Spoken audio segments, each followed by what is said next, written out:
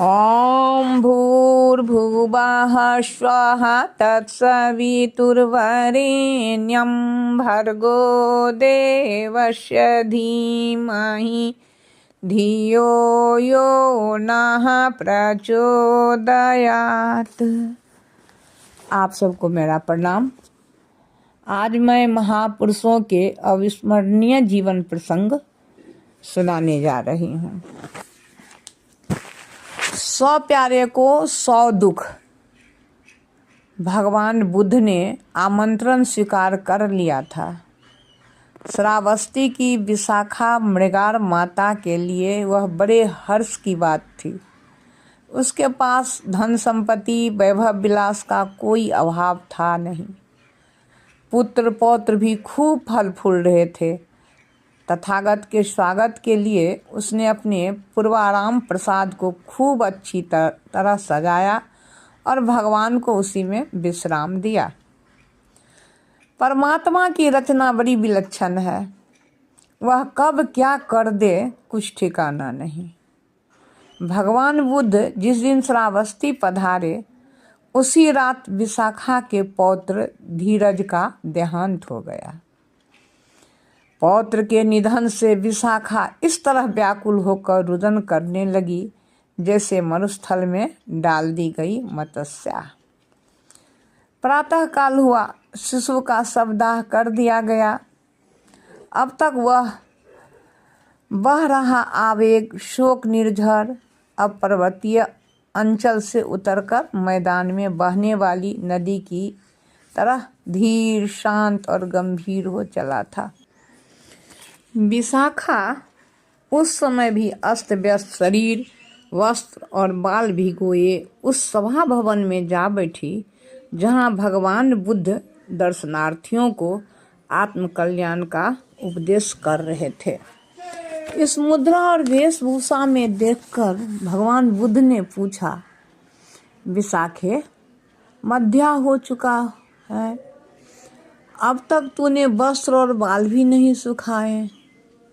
आहत स्वर में विशाखा ने उत्तर दिया, हाँ भगवान, मेरे पौत्र का निधन हो गया है। वह वेदना मेरे हृदय का उच्छेदन कर रही है। कहकर वह फिर सुबक सुबक कर रुदन करने लगी। भगवान बुद्ध ने बहुत धीरज दिया, फिर भी वह चुप ना हुई। तब उन्होंने कहा, अच्छा विशाखा, बोल, यदि तेरा नाती तुझे मिल जाए तो तू खुश हो जाएगी? हाँ हाँ भगवान, तब तो मेरी प्रसन्नता का पारावार ही नहीं रहेगा। विशाखा ने विस्मय के साथ उत्तर दिया।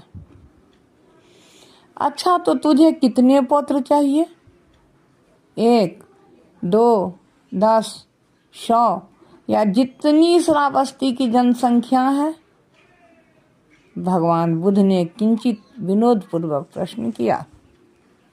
उसका उत्तर देते हुए मृगार माता ने कहा, भगवान, जितने अधिक दे सकते हो दे, मेरी प्रसन्नता उतनी ही बढ़ेगी।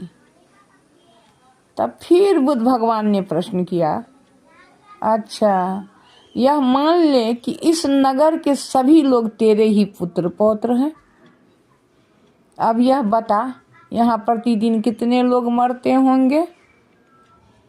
निश्चित तो नहीं, पर कभी 10 भी मरते हैं, कभी 4, 6, 3 और 2 भी। कोई महामारी आ जाती है तो 100, 200 भी मर जाते हैं।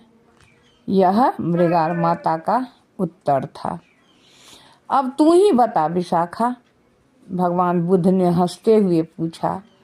एक पौत्र के निधन से तो तू इतनी दुखी है। यदि तेरे 1000 पौत्र हो जाएं तो प्रतिदिन कितने मरेंगे और तब तू कितनी दुखी होगी? यह तो उनकी मृत्यु का ही दुख होगा। उनके पालन पोषण शिक्षा दीक्षा में कितना कष्ट उठाना पड़ेगा।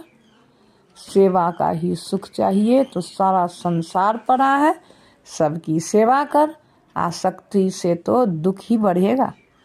मृगार माता की समझ में बात आ गई, उसने अपना दुख भुला दिया और संसार की सेवा में जुट गई। धन्यवाद। अगर ये कहानी आपको अच्छी लगी तो आप चैनल को, दिव्य चिंतन को लाइक कीजिए, सब्सक्राइब कीजिए। प्रणाम।